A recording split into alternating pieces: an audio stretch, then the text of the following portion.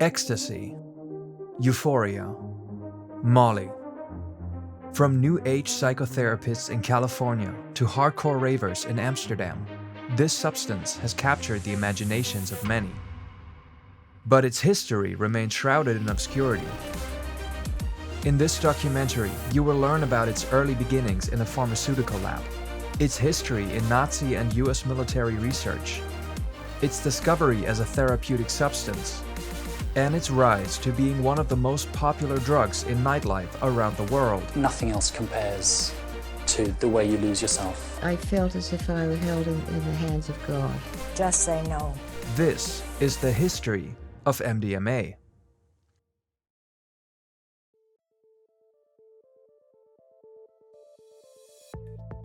MDMA, otherwise known as 3,4-methylene-dioxy-N-methylamphetamine, is a chemical compound in the class of substituted amphetamines, along with compounds like MDA and MMDA. Ingesting MDMA has been said to produce euphoria and a perceived expansion of consciousness, as well as high amounts of energy, making it particularly popular with ravers. But in the beginning, MDMA was meant for a very different purpose.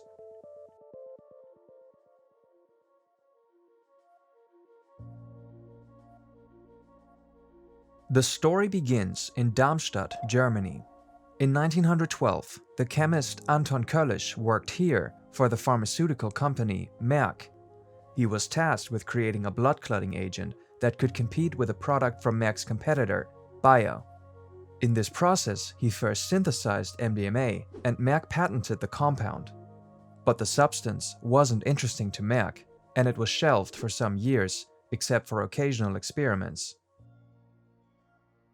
While MDMA took a backseat for some years, its story is intricately interwoven with that of an analog substance, mescaline. During World War II, Germany began to experiment with mescaline as a truth serum, using it both on prisoners of war and on detainees at Auschwitz and Dachau. And as early as 1943, the OSS, a predecessor of the CIA, set up its own truth drug committee, which would later evolve into projects Bluebird, Artichoke, and MKUltra. In the very same year, mescaline was first tested in a Philadelphia hospital, but the experiment was a failure and cannabis indica was found to be a more promising substance. Because mescaline failed as an effective truth serum, other analogs were soon added to the research, including MDMA. In 1950, mescaline and a number of analogs were used at New York State's Psychiatric Institute in a program that continued until early 1953, when an unwitting patient, the professional tennis player Harold Blauer, died from an overdose of MDA, a compound closely related to MDMA. By 1973, all efforts to find a truth serum were halted because no substance could reliably produce the desired effect.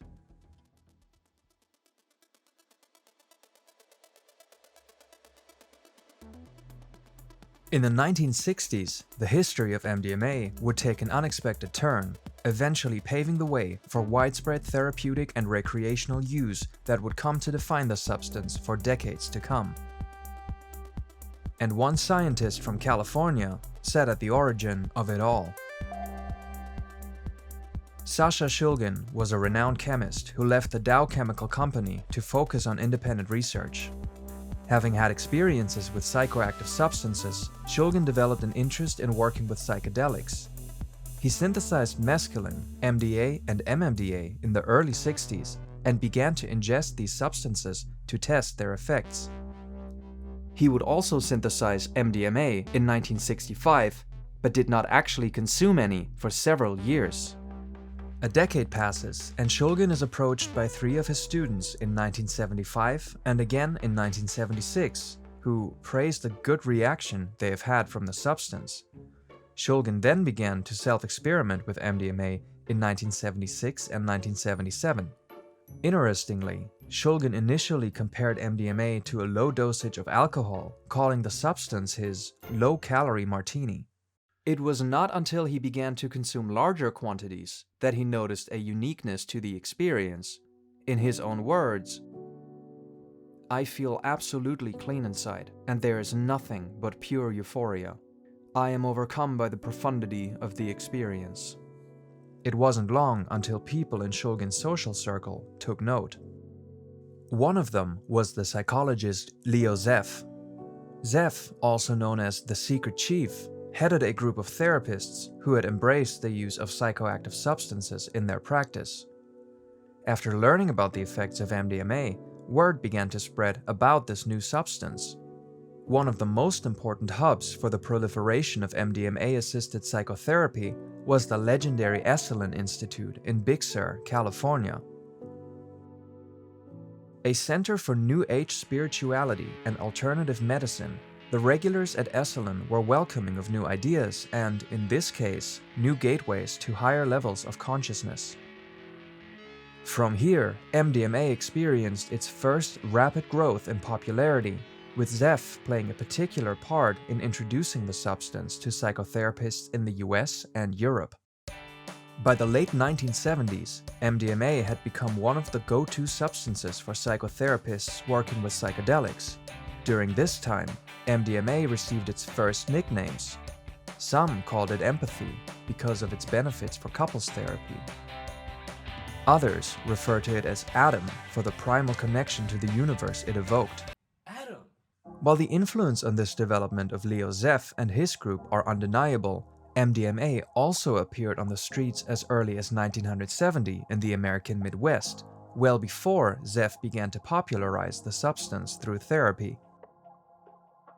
There is some evidence that Sasha Shulgin sent the recipe for synthesization of MDMA to an unknown chemist in the Midwest in 1970 who may have produced MDMA and shared his knowledge with others.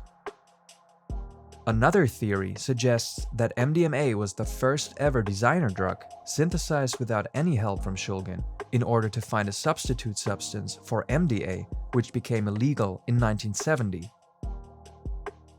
Whatever may have happened, by the end of the 70s, street finds of MDMA had moved entirely to the coasts. In the West, San Francisco was a hub.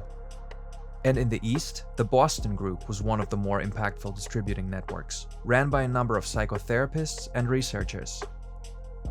But by the time the 80s came around, there was a new epicenter of MDMA in the US. Here comes the Texas Group.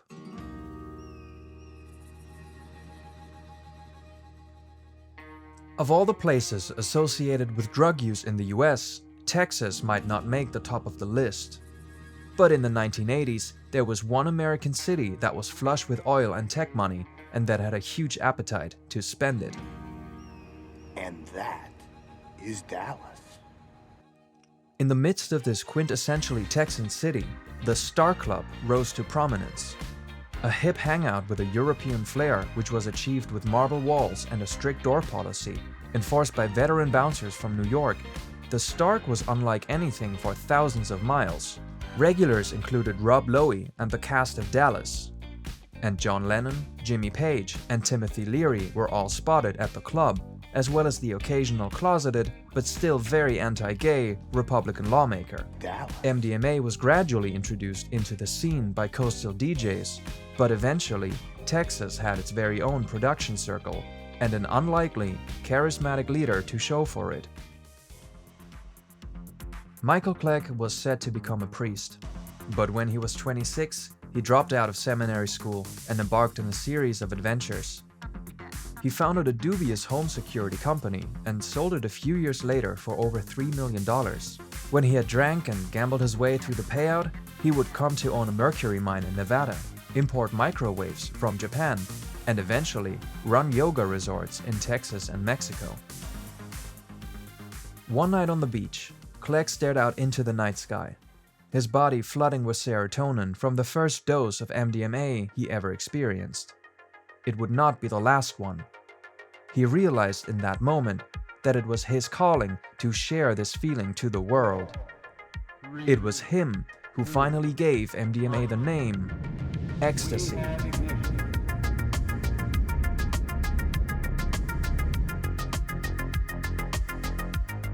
Clegg purchased a property in Northern California where he had his brother-in-law instructed on the manufacturing of ecstasy. From there, the pills were imported to Texas. In the beginning, turning a profit was an afterthought, but demand consistently outweighed supply, and within a few years, Clegg found himself the kingpin of the most profitable MDMA distributing network of all time. It is estimated that over his 18 busiest months, he produced more MDMA than any other producer in history. He set up more labs in Texas, and his profits skyrocketed. When he ran out of space for his cash, he stored it in suitcases in the rafters of his garage. When his garage was filled up, he bought a Cessna jet and regularly flew US dollars to a Switzerland holding facility, where bankers notoriously don't ask questions. By the mid-80s, MDMA was widespread throughout Texas, but had also reached California, southern Florida, and the Northeast. And the DEA? Well, their hands were tied. MDMA was completely legal at this point. Customers were able to call toll-free numbers and pay for the substance by credit card. For Clegg, these were the good times. But everything changed in 1984 when the DEA proposed MDMA for Schedule I classification. Schedule I refers to substances that have a high potential for abuse and no accepted medical use. MDMA was set to join marijuana, LSD, and heroin in this group. This meant that not only recreational users, but also therapists would be prohibited from using it. The entire process of MDMA scheduling was messy and outright anti-democratic. This alone deserves its own video, but in brief. A group of people around counterculture activist Rick Doblin, who would later found the Multidisciplinary Association for Psychedelic Studies, or MAPS, petitioned the DEA to instead classify MDMA as a Schedule III substance, making it available for continued use by therapists. In the middle of a lengthy legal battle, the DEA simply bypassed the official process in an emergency measure. And when this was undone on procedural grounds, the DEA actively ignored the recommendation of the judge in charge of the hearings around the matter, who sided with Doblin's group, eventually placing MDMA in Schedule I anyway. While some MDMA-assisted psychotherapy continued after MDMA scheduling, its popularity significantly waned. Not only was possession and use of MDMA now criminal, but the US government's efforts to dissuade the population from using the substance through the use of propaganda had had its effect. Nancy Reagan's Just Say No campaign was ubiquitous in news media and pervasive in public education, and the people bought it.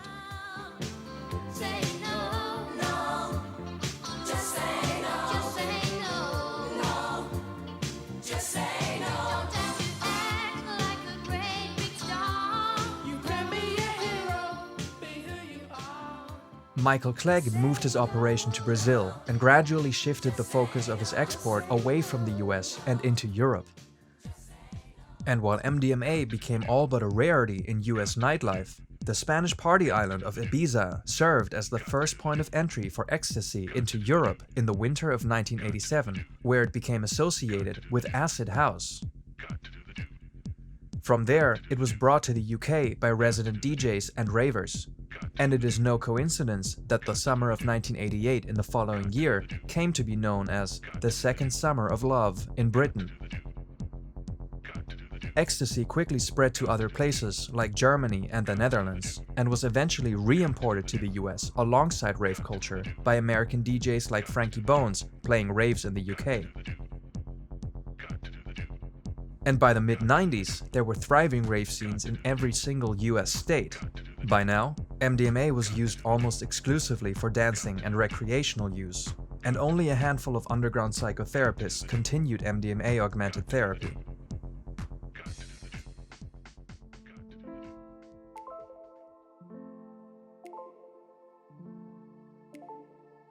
While MDMA research had existed in the 20th century, the late 90s and early 2000s launched a wave of new research on the substance, although the studies were of varying quality. One German study from 2003 was unable to establish measurable, long-term effects on the brain's cognitive abilities and serotonin production, a result that has been replicated to some degree in later years. US-based research cast a less favorable light on the substance. One viral example of this is the brain scan of a young woman who appeared on the Oprah Winfrey Show, which supposedly showed literal holes in her gray matter after MDMA use. This image later turned out to have been both doctored and incorrectly explained. And then there was the work of Dr. George Ricarte, whose studies served as the basis for the government's stance on MDMA. An initial study in 1998 claimed that MDMA use could decrease a user's serotonin production by up to 85%, a claim that could never be verified and was criticized as outright impossible by leading experts. Another study from 2002 linked a single recreational dose of MDMA to developing Parkinson's disease, after the disease was developed in monkeys that were used for the study. This claim shook the scientific community because it simply didn't add up with anything that was known about MDMA. After an inquiry was started into the study's legitimacy, the prestigious journal Science had to retract the article. The reason? Dr. Riccardi admitted he mistakenly gave methamphetamine, a far more toxic substance than ecstasy, to the monkeys he used in the study. But the image of MDMA took a hit nevertheless. The government's concerted efforts to slander MDMA had their effect, and as one researcher put it, some people have been scared away from MDMA use by what they've been told. They saw that picture of holes in the brain and they said, okay, not my brain. But during all this time, MAPS played a central role in driving MDMA research forward. MAPS worked closely alongside scientists and regulatory authorities such as the Food and Drug Administration and the European Medicines Agency to advance the study of psychedelic substances. Besides MDMA, MAPS research efforts extend to LSD, psilocybin, ibogaine, ayahuasca, and cannabis to combat problems ranging from cluster headaches to PTSD and depression. MAPS has driven multiple strains of research through the FDA's approval process, and in 2017, the FDA approved MDMA as a treatment for PTSD for Phase 3 clinical testing. The FDA and MAPS also agreed on 2 clinical trials to finalize the approval of MDMA for this type of therapy. This is the first time that MDMA, or any psychedelic for that matter, has reached this phase. In a recent interview, Rick Doblin said that he expects a positive conclusion of these trials by the summer of 2024. When this happens, MDMA may finally become available for qualified therapists around the US, with a promising outlook for use in Canada, the EU, and Israel. Culturally and politically, this process is already helping to speed up more research into the benefits of psychedelics at large. There are prominent members among both Democrats and Republicans who have spoken out or passed legislation in support of psychedelic research. All the while, MDMA remains an incredibly popular recreational substance. In nightclubs and at festivals, ecstasy has become near synonymous with partying, and no other drug attracts more first-time users, with the exception of marijuana. In 2014, 3.5% of all 18 to 25-year-olds in the United States had used MDMA. And in Europe, 4.1% of 15 to 64-year-olds had taken ecstasy. It is all the more concerning that the lack of purity of ecstasy pills is often utterly unacceptable. One DEA study found that only 13% of ecstasy pills even contain MDMA. And oftentimes, there are other substances in them, ranging from caffeine to amphetamines. So what about the future of MDMA?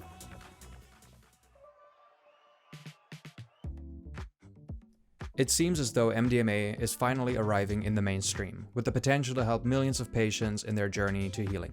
But this simply does not mean that the final verdict about MDMA is in. In fact, in the same way that the story around marijuana isn't as black and white as previously thought, a fact that people only recently woke up to, the story around MDMA isn't clear-cut and never will be. So if you do consume ecstasy, and I would never encourage this, please do your own research. The war on drugs is a war on people. And to a large extent, the lack of education around this subject is a direct consequence of bad policy from the 20th century that is still on the books today. I tried in this video to provide a brief overview of the history of MDMA, but I had to leave out more than I was able to fit in. For example, I only briefly touched on the techno scene and how it was shaped by MDMA. If you're curious about these stories, I will leave the links to some of my most important sources to this video in the description. For now, if you've made it this far in the video, thank you very much for your time. If you did enjoy this video, I would genuinely appreciate a like, subscribe, and a forward to someone you know who might be interested in this video as well. I understand this is a common request, I understand it feels trite, but these simply are the measures by which my channel can grow and I can continue to make these videos. Once again, thank you very much, and I appreciate the time and attention you have given me.